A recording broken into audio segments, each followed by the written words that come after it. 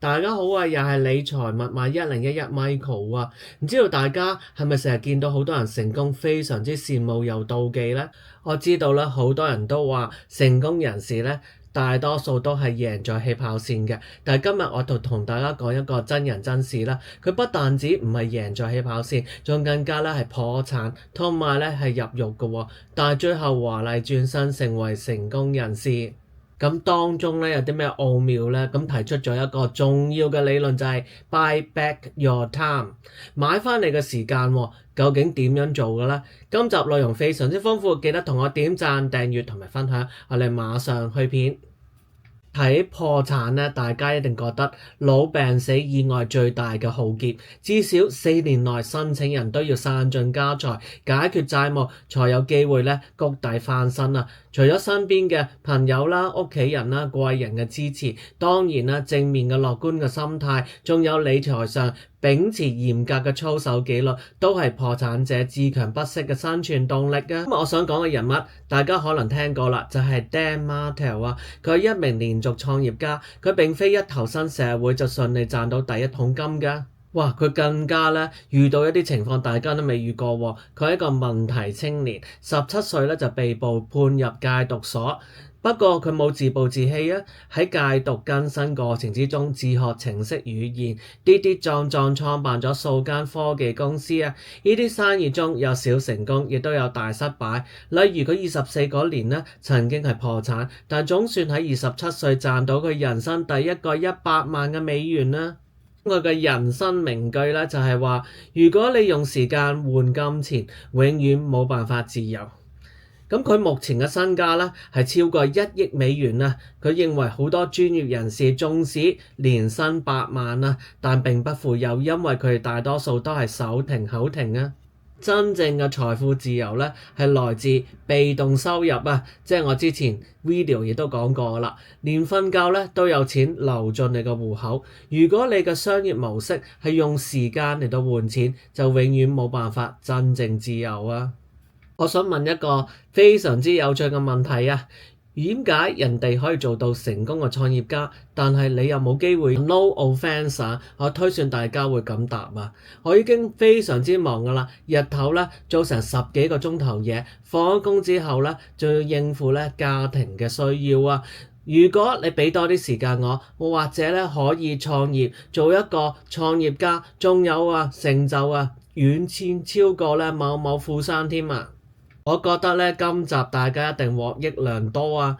例如買回你嘅時間 buy back your time 咧，所指唔係用金錢直接購買時鐘上嘅小事啊，而係透過系統化委派、自動化同埋優化流程，將自己從低價值、重複性嘅日常工作解放出來，從而買回原本被瑣事佔據嘅寶貴時間啦。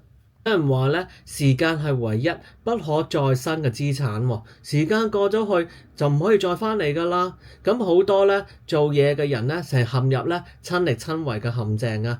結果咧，每一日咧都係被開會啊、email 啊、行政瑣事所淹沒啦，冇辦法專注於高槓桿嘅策略性工作啊。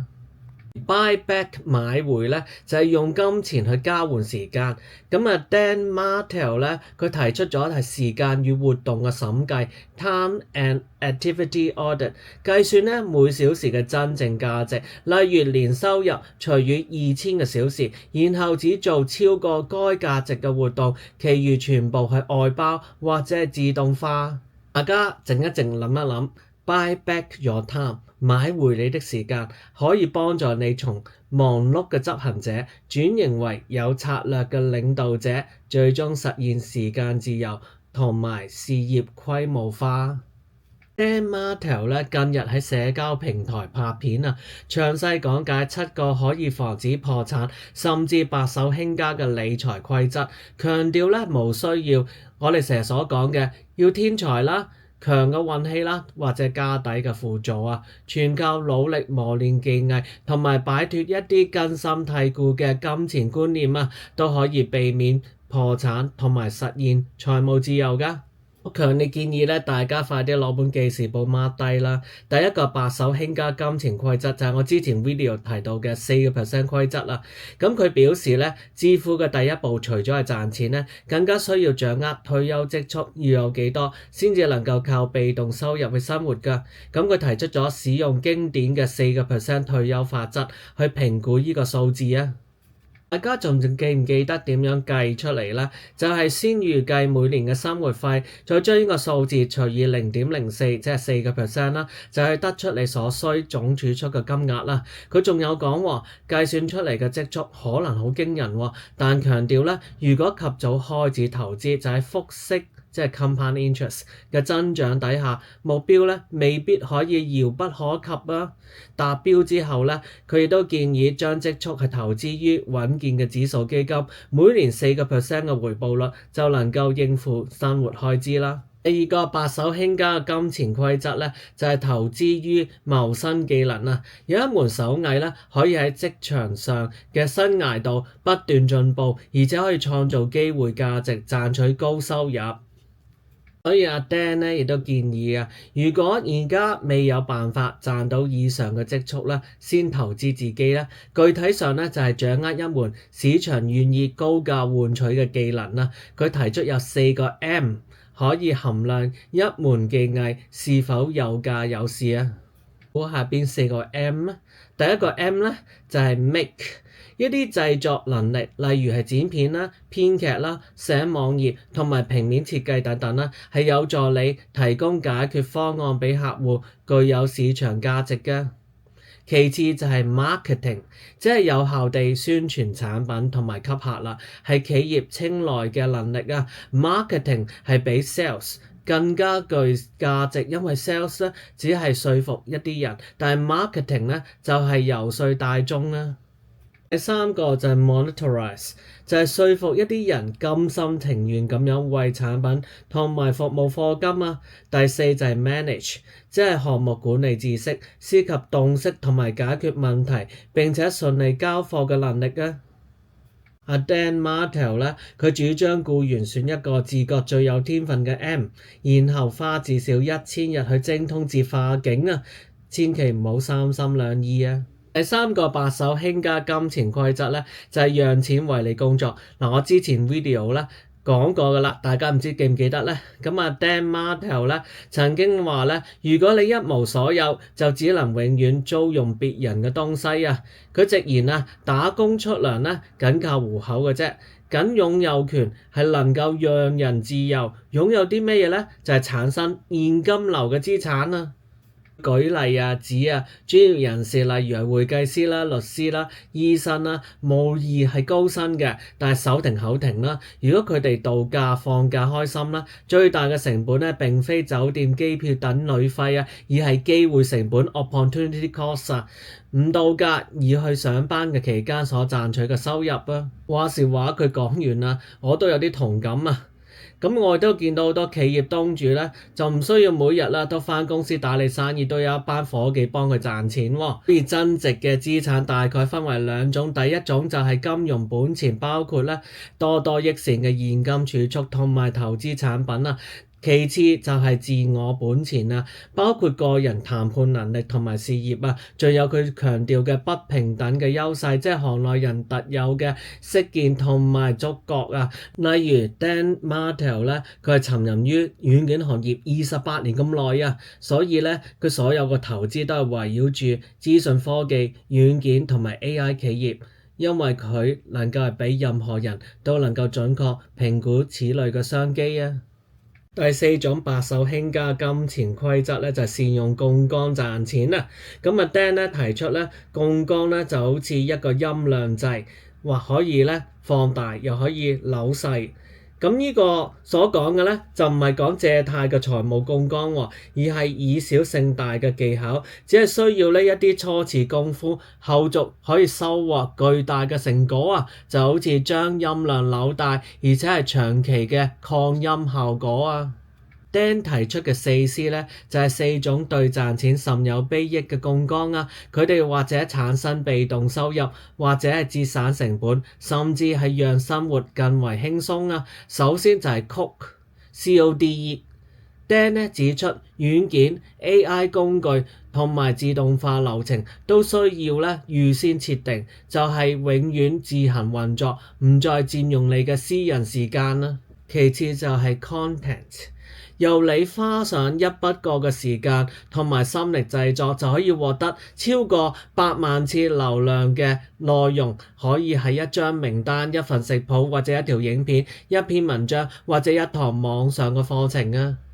第三就係 capital， 簡單嚟到講就係錢揾錢嘅資金，例如係投放喺廣告、聘用人才等等啦。最後就係 collaboration， 不論係同人拍檔合作或者請人管理團隊，核心都係人際交往嘅技巧啊。第5個白手興家嘅金錢規則咧，就係好事物要有人知道啊，有麝自然香嘅道理喺商業世界係未必適用嘅。而 Dan 亦都直言啊，即使擁有世上最好嘅產品、服務或者係教學內容啊，如果冇人知道咧，就等於沒有。所以有效嘅宣傳渠道係至關重要，而阿 Dan 亦都係建議，首先係專攻一個平台，然後做到最好、最切合自身業務嘅形式。其次就係每日更新社交平台，而且免費分享最好嘅內容。當解決咗追隨者部分嘅問題，就能夠獲取佢嘅信任，繼而付費購買服務啊。Dan 形容啊，社交媒體嘅流量係借翻嚟嘅，而且要將平台追隨者轉換為電郵同埋短信嘅名單，呢啲私有聯絡嘅方式先係長遠客戶嘅來源啦。最後佢都建議內容中係整合銷售，即使一條教學片都可以插入廣告，一面提出價值，一邊係自然咁提及你嘅服務啊。第6個白手興家金錢規則咧，就係拒絕為生活享受而借貸啊。Dan 警告啊，為咗資產而負債都稱得上係槓桿，長遠係有所回報嘅，但係為咗生活享受而借貸就係本末倒置，更有機會泥足深陷啊！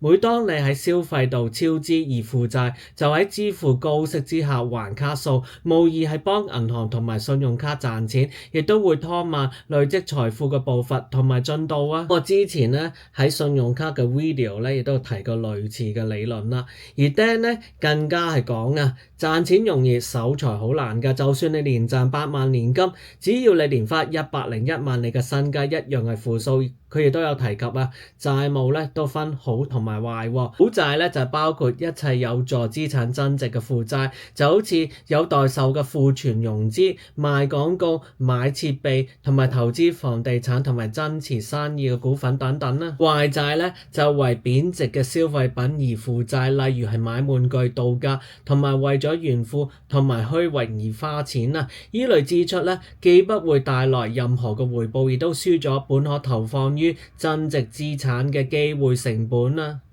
7個白手興家金錢規則就係金錢係工具，唔係目標啊。Dan 指出咧，金錢唔係愛嚟囤積，而係使用嘅。財富自由背後嘅目標始終係真正嘅自由。金錢係用嚟買回你嘅時間，讓人咧能夠將時間花喺熱愛嘅事情上。故佢嘅價值咧並非係體現於銀行戶口嘅結餘，而係你日常嘅時間表啊。Dan 認為咧，金錢係唔會解決問題嘅，而只會放大一個人嘅價值取向啊。如果你係好人，你嘅錢就會帶來好事；如果你係壞人嘅，更多錢只會讓你更加不堪啊。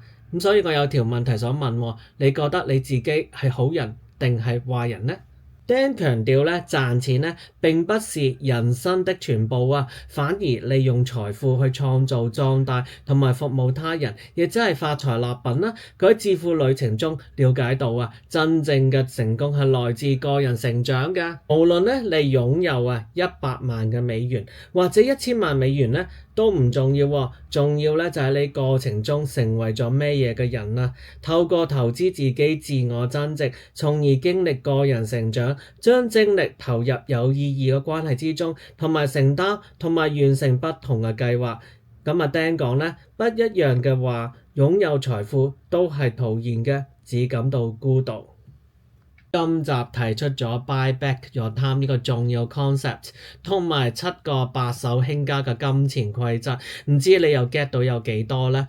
Dan Martell 曾經係一個坐過監破產人士，華麗轉身成為一個成功嘅創業家。唔知道大家聽完佢嘅故事同埋白手興家金錢規則之後，大家可唔可以成為另外一個 Dan Martell 呢？大家覺得今集點樣呢？如果覺得有用，記得同我留言分享，繼續同我點讚、訂閱同埋分享。我哋下次再見，拜拜。